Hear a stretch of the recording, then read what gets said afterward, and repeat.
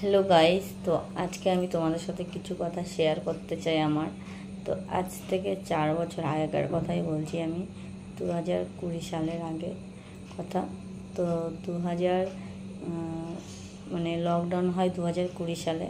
তার মিনিমাম 2 থেকে 3 মাস আগে আমার বাবা বাইরে কাজে যায়, সেন্টারিংয়ের কাজ করতো আগে। তো তোমার এর আগেও একবার গেছিলো, তো চলে এসেছে ঠিকঠাক বাড়িতে ফিরে। তো বাড়িতে কিছু প্রবলেমের জন্য তো তোমার বাইরে কাজে যায়। তো তোমার বলো মুম্বাইতে কাজে যাচ্ছে। তো তোমার সেন্টারিংয়ের কাজ করে গেছে। তো যাওয়ার পরে আমাকে 2বার ফোন করেছে। ফোন করার পরে তোমার হচ্ছে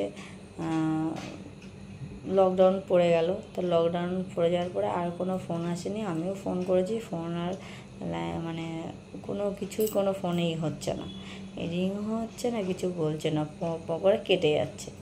তো তোমার তারপরে হচ্ছে দেখছি লাইন হচ্ছে না। তো আমরা বললাম কী হলো।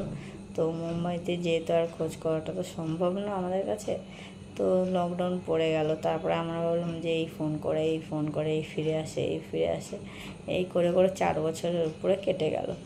তো তোমার এবার আছে আমাদের আশা যে বাবা ফিরে আসবে এই করে 4 বছর হয়ে গেল। তারপরে লকডাউন মানে লকডাউনই হয়ে গেল।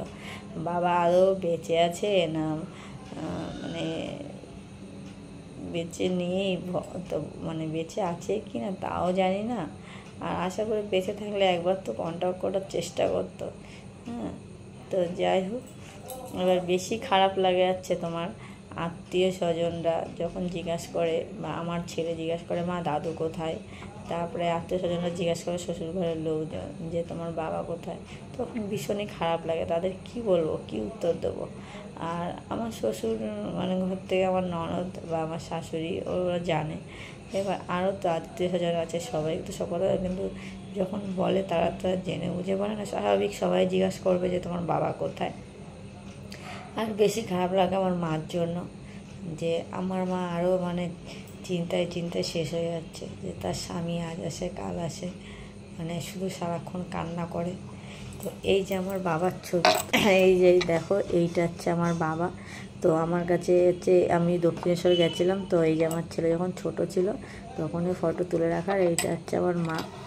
তো আমার মা চিন্তায় একদম পুরো শেষ হয়ে যাচ্ছে, মানে কী বলবো, রোগা হয়ে গেছে। তো স্বামী যদি পাশে না থাকে, শারীরিক একটা চিন্তা আছেই, সারাক্ষণ কান্না করতে থাকে, খাওয়া নেই দাওয়া নেই। তো গাইস, তোমাদের কাছে এটা বলা যে তোমরা যত পারো ভিডিওটা শেয়ার করো। আর আমার বাবাকে যদি কেউ দেখে থাকো, অবশ্যই আমার সাথে কন্ট্যাক্ট করার চেষ্টা করবে, যাতে আমার বাবাকে আমরা খুঁজে পাই। তো তোমাদের কাছে একটাই অনুরোধ আমার, যে দেখে রাখো। এই যে আমার বাবা, দেখতেই পাচ্ছ, এই যে। তোমরা যদি কোনো সময় আমার বাবাকে কোথাও দেখে থাকো, অবশ্যই প্লিজ চেষ্টা করো আমার বাবাকে যেন আমরা ফিরে পাই। এইটাই তোমাদের কাছে অনুরোধ, যে যত পারো গাইজ ভিডিওটা শেয়ার করো, যত পারো তোমরা শেয়ার করো। তোমাদের কাছে এটুকুই অনুরোধ যেন আমার বাবাকে আমরা ফিরে পাই আমাদের কাছে আবার। বিশেষ করে আমার মার জন্য এই ভিডিওটা করা। আর কিছু বলার নেই গাইজ। তো তোমাদের কাছে এইটুকুই আমার মানে বলার ছিল। তো গাইস, তো আমার বিশ্বাস আমার বিশ্বাস যাতে আমার বাবাকে আমরা ফিরে পাবো, উনি বেঁচে আছে।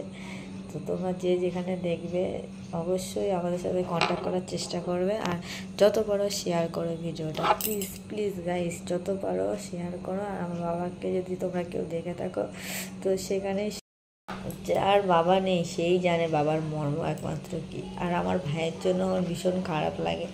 আর আমার মার জন্য তো অবশ্যই, বিশেষ করে আমার মার জন্যই ভিডিওটা আমার করা। তো আমার ভাই তো সারাদিন কাজে কমে থাকে, মা তো সারাদিন একা বাড়ি থাকে। তো আমার মার টেনশন করে আরও প্রচুর, যেহেতু তার স্বামী কাউরে কিছু বলতেও পারে না। তো গাইস, তোমাদের কাছে একটাই অনুরোধ, যে ভিডিওটা যত করে শেয়ার করো, প্লিজ।